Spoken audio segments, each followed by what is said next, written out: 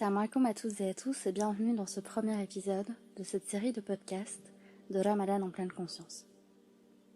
Tout d'abord, une petite présentation s'impose. Pour commencer, nous sommes toutes deux psychologues avec la particularité que, spécialisée dans la santé, je reçois des personnes malades et certains d'entre vous le savent, la maladie pousse parfois à un questionnement profond sur notre foi. Alors tout au long de l'année, nous avons des patients en grande souffrance par rapport à la pratique de leur religion. Certains désirent faire plus, d'autres veulent faire mieux, d'autres encore jugent ne pas mériter le paradis, voire se condamnent à connaître l'enfer si la mort se présentait à eux. Tout cela s'accompagne d'une série de croyances, d'attitudes, de comportements qui vont constituer des freins importants à l'amélioration de leur spiritualité, les poussant même parfois à tout arrêter en se disant foutu pour foutu. Cette série de podcasts a été pensée dans la continuité du mois de Ramadan dernier. Nous avions mené à la mosquée un atelier qu'on avait nommé Ramadan en pleine conscience, au sein duquel nous étions une dizaine de personnes, avec un objectif modeste, celui de goûter en groupe à la parole divine et d'approfondir nos exercices spirituels par le biais d'outils psychologiques. S'éloigner de cette représentation de Ramadan comme étant un marathon, comme étant une somme de versets qu'il faut à tout prix lire, de cette course effrénée qui nous fait tout oublier quelques jours après l'Eid. Se servir d'une lecture différente de sa voisine, de son voisin, pour au travers du Coran, sentir qu'Allah s'adresse à chacun de nous, dans notre réalité, qu'elle soit celle de l'épreuve ou celle de l'aisance. S'appuyer sur des conseils pour faire de notre séance de dhikr un moment de recueillement plus intense, par le biais de la pleine conscience. S'accorder du temps pour saisir l'ampleur infinie de ses attributs, et au travers de ceux-ci, s'approcher de sa connaissance, mieux l'aimer, se questionner sur notre relation à Dieu, et prendre exemple de ses noms et attributs dans nos comportements.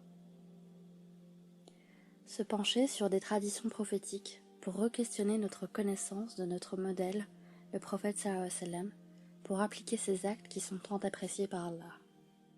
Alors ces échanges nous ont permis de voir combien l'homme est capable de poser un regard différent sur la parole d'Allah, tantôt l'œil de la découverte, ou celui de la crainte, ou encore celui de l'émerveillement, ou celui de l'indifférence. À l'heure où notre société nous pousse à nous comparer à autrui, cette différence de regard nous conforte à voir combien notre relation à Allah est unique, et pas moins bien qu'un autre, dans le but de nous améliorer par rapport à la musulmane ou au musulman que j'étais hier. Combien d'entre nous n'ont pas constaté l'effet différent que pouvait avoir un seul et même verset sur notre cœur, selon l'environnement ou la période dans laquelle nous nous trouvons. Le mois de la révélation du Coran est arrivé et plusieurs questions se posent. Pour cela, prenons le temps de fermer les yeux.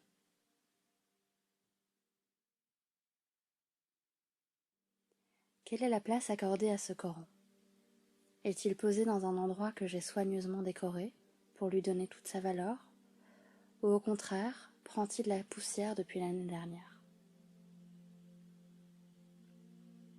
Quelle place je donne à celui qui intercédera le jour du jugement dernier, face au poids de mes mauvaises actions, face à ce qui pourrait me sauver quand le plus petit atome de bonne action ne pourra plus être ajouté à ma balance?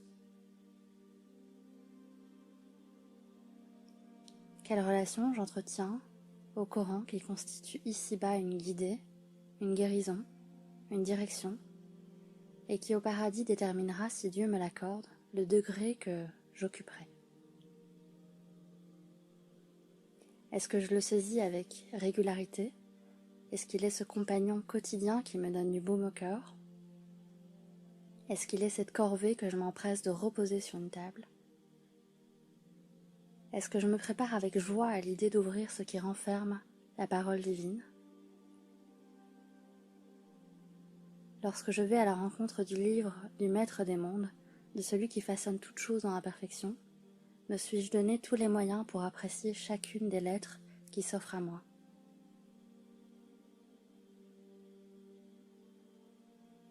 Est-ce que je me donne du temps pour apprécier et faire que mon cœur réceptionne ce qu'il a à me transmettre? Une prudence toute particulière en préambule, à la suite de ces podcasts, sera celle de regagner notre juste place. Nous n'avons pas fait d'études en institut islamique. Nous avons certes, comme tout le monde, suivi des rappels ou des cours sur notre religion. Mais ces podcasts auront l'objectif modeste de mettre en lumière des moyens issus de la psychologie, du comportement humain, pour vous aider, nous aider, à améliorer notre relation à Allah subhanahu wa ta'ala. Notre spiritualité est teintée d'une grande part de croyances erronées, de freins psychologiques, du souci du regard de l'autre, de souffrances telles que la culpabilité, la honte, le désespoir. Dans l'opinion que nous avons de Dieu, de nous-mêmes par rapport à Dieu, dans ces comportements d'addiction que nous avons du mal à arrêter, dans cette difficulté à être rigoureux sur l'heure de la prière, dans ces mauvais comportements envers nos proches, dans notre manque de concentration dans la prière, dans notre difficulté à extraire des conférences, des changements durables qu'on entreprendra réellement dans notre quotidien, dans ces péchés qu'on ne parvient pas à stopper, dans notre difficulté à percevoir notre religion avec l'œil de la miséricorde et de l'espoir, et non pas celui du désespoir et du châtiment divin. Alors à l'aube de ce mois béni qui requiert une préparation psychologique, il est extrêmement important d'opérer un examen de conscience. Ainsi, nous allons mettre l'écriture au service d'une formulation d'intention, celle d'avoir chaque jour la conviction ferme de jeûner pour Allah et de faire de ce mois béni le début d'un renouveau fort. Pour cela, je vous invite à prendre une feuille de papier et un stylo. Et sur cette feuille, vous allez dessiner 4 cases.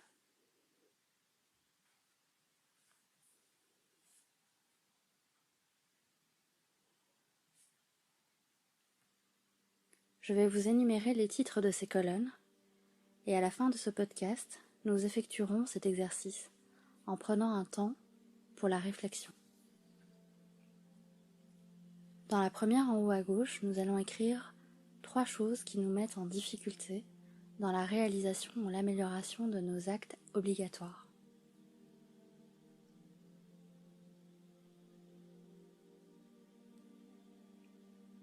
Dans la seconde case, nous allons noter de façon très honnête ces 3 choses qui nous empêchent de quotidiennement lire le Coran, et si nous le faisons déjà, ces 3 choses qui embelliront notre relation au Coran.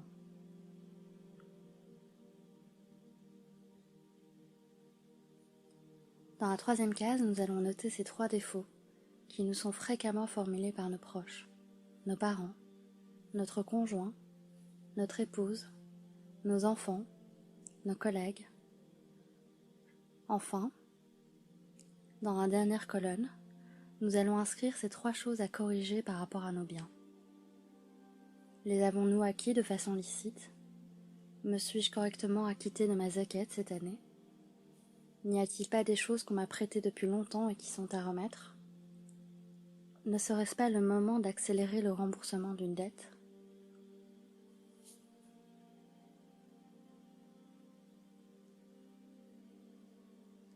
Ce tableau de visualisation constitue les 12 choses sur lesquelles nous allons tenter de travailler ce mois-ci et dans l'année à venir. Et pour travailler cela, il est impératif de l'accrocher dans notre champ de vision de façon à le voir quotidiennement. Nous allons aussi déterminer une date dans le mois qui sera notre rendez-vous avec cette feuille pour faire un état des lieux mensuel des choses à ajuster. Et bonne nouvelle, cet exercice peut tout à fait être adapté aux enfants par une réalisation en famille et en dessin coloré, cette fois, sur une ou plusieurs petites choses qui sont simples à réaliser et à mettre en place pour l'enfant. Nous arrivons bientôt à la fin de cet épisode, l'occasion pour nous de le dédier à notre professeur Rachid Haddash, rahimahullah, qui a tant apporté à notre communauté.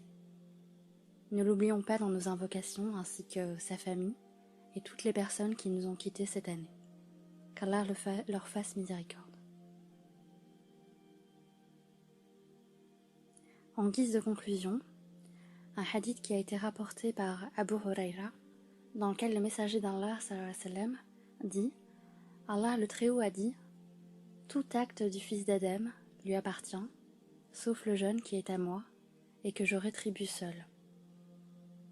Le jeûne est un bouclier, quand l'un de vous jeûne un jour, qui ne soit ni grossier ni querelleur. Si quelqu'un l'insulte ou l'attaque, qu'il dise « Je suis un jeûneur, je jeûne ». Par celui qui détient l'âme de Mohammed dans sa main, au jour de la résurrection, l'haleine qu'exhale la bouche du jeûneur est plus agréable auprès d'Allah que l'odeur du musc. Le jeûneur connaît deux bonheurs. Quand il rompt son jeûne, il se réjouit de manger, et quand il rencontre son Seigneur, il se réjouit de son jeûne. Alors vous l'avez compris, vers la satisfaction divine, il y a plusieurs chemins qui s'offrent à nous. Ces chemins sont peut-être déjà tracés, dont les bords sont à accentuer, ou en revanche, ils sont à tracer. La seule chose qui nous incombe est celle de fournir les efforts à l'agrément d'Allah en s'éloignant de ses interdits, et une fois toutes ces forces déployées dans le bien, la réussite revient à Allah seul. Nous aurons le plaisir de vous retrouver lors de notre prochain épisode pour aborder une question importante, celle de la relation à Allah, et nous vous donnerons des outils pour la renforcer par le biais de la pleine conscience. D'ici là, qu'Allah accepte de chacun de nous ce jeûne et fasse que nous ressortions grandis en ce mois béni. Assalamu alaikum.